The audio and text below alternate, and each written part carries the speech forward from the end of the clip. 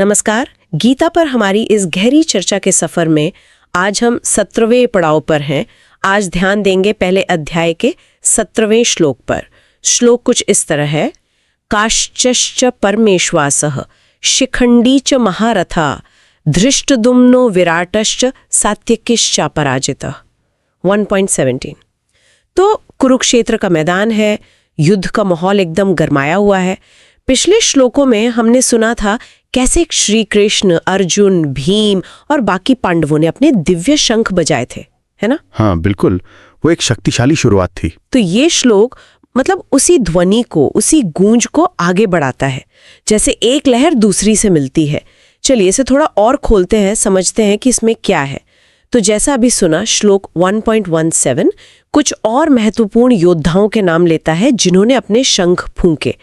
इसमें है काशी के राजा काश्य, उन्हें कहा गया है परमेश्वासः, मतलब महान धनुर्धर। हाँ, बहुत बड़े धनुर्धर। फिर नाम आता है शिखंडी का, जिन्हें महारथा कहा गया है, एक महान योद्धा।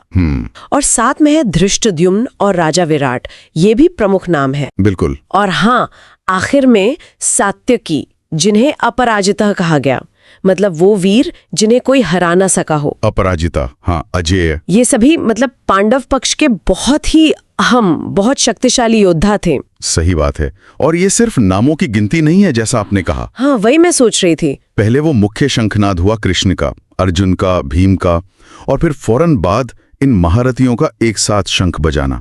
ये दिखाता है कि पांडव सेना में कितनी गहराई थी, कितनी एकता थी।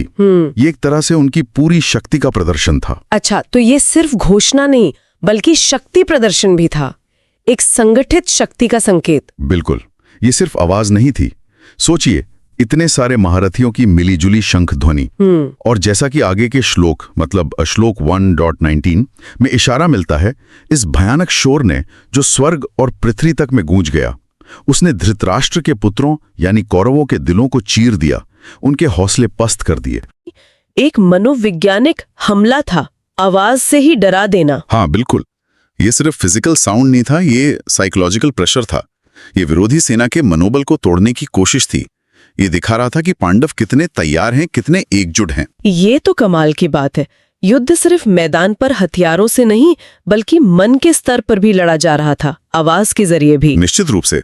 तो ये श्लोक 1.17 उसी बढ़ते हुए तनाव को दिखाता है, पांडवों की संगठित शक्ति को दिखाता है।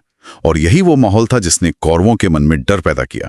और यही माहौल, यही टेंशन आगे चलकर अर्जुन के मन में जो दुविधा और विषाद पैदा होगा, उसकी पृष्ठभूमि भी तैयार कर रहा है। ये एक महत्वपूर्ण कड़ी है मतलब। हाँ, ये उस मानसिक युद्ध की आहट है जो शुरू होने वाला था। तो अगर संक्षेप में देखें, श्लोक 1.17 पांडव पक्ष के और वीरों के युद्धनाद की पुष्टि करता है। इससे उनकी सैन्य ताकत तो दिखती ही है, साथ ही कौरवों पर मनोवैज्ञानिक दबाव भी बढ़ता है। सही कहा, दिखाता है कि पांडव पूरी तरह से तैयार थे, एकजुट थे। यहाँ एक और बात सोचने लायक है शायद। हाँ बिल्कुल। देखिए, युद्ध का इतना बड़ा, इतना उथल-पुथल वाला माहौल है, लेकिन उसमें भी हर एक व्यक्ति का काम, जैसे यहाँ शंख बजाना, कितना महत्वपूर्ण हो जाता है। कैसे एक एक योद्धा का एक्शन मिलकर एक सामूहिक प्रभाव, एक कलेक्टिव इम्पैक्ट पैदा करता है। हाँ, जो न सिर्फ अपनी सेना का हौसला बढ़ाता है बल्कि दुश्मन के मन में डर भी पैदा करता है। शायद ये हमें आज भी याद दिलाता है कि किसी भी बड़े सामूहिक काम में हर व्यक्ति की भूमिका, चाहे छोटी लगे, कितनी अहम होती है।